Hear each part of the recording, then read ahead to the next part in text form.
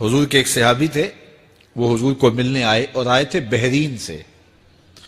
اچھا، انہوں نے حضور کو سلام کیا تو حضور نے رخ پھیر لیا، ناراضگی کا اظہار کیا۔ تو وہ سمجھے کہ شاید حضور نے ایسے ہی رخ پھیرا، تو جدھر حضور نے رخ پھیرا وہ ادھر جا کے سلام کرتے ہیں، تو حضور نے پھر رخ پھیر لیا۔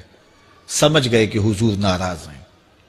اب انہیں سمجھ یہ نہیں آ رہی تھی کہ ناراضگی کا سبب کیا ہے۔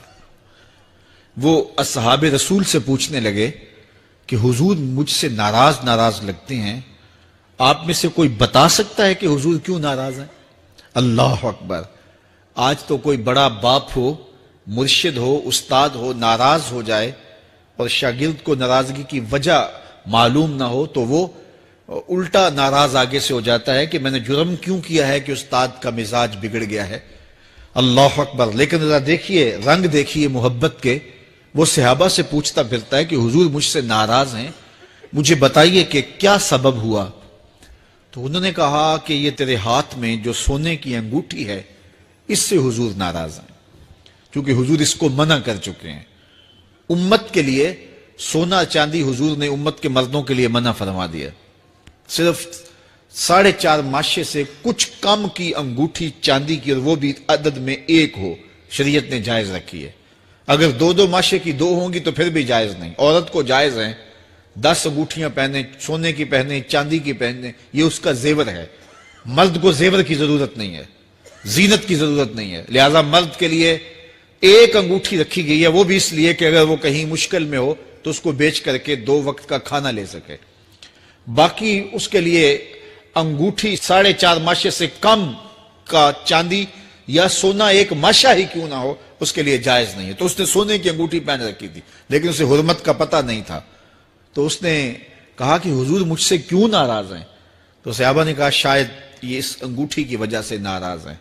تو اس نے یہ نہیں کہا کہ مجھے تو پتہ ہی نہیں تھا، میرا کیا قصور؟ خیر، اس نے انگوٹھی اتار کے حضور کو پیش کرتے کہا حضور آپ اس وجہ سے ناراض ہیں؟ حضور نے انگوٹھی پکڑی اور ایسے پھینک دی، ناراضگی کی وجہ ختم ہو گئی، وہ بیٹھ گیا، بات شروع ہو گئی۔ اللہ اکبر! جب سلسلہ کلام ہوتا رہا، جب مجلس برخاست ہوئی، لوگ اٹھ کے گھروں میں جانے لگے، وہ بھی اٹھا اور الٹے پاؤں سے پیچھے چلا، تو کسی نے اس کو کہا وہ انگوٹھی تو اٹھا لو، سونے کی انگوٹھی ہے، قیمتی ہے، چلو تمہارے لیے پہننا جائز نہیں، تمہاری بیوی کے لیے تو جائز ہے۔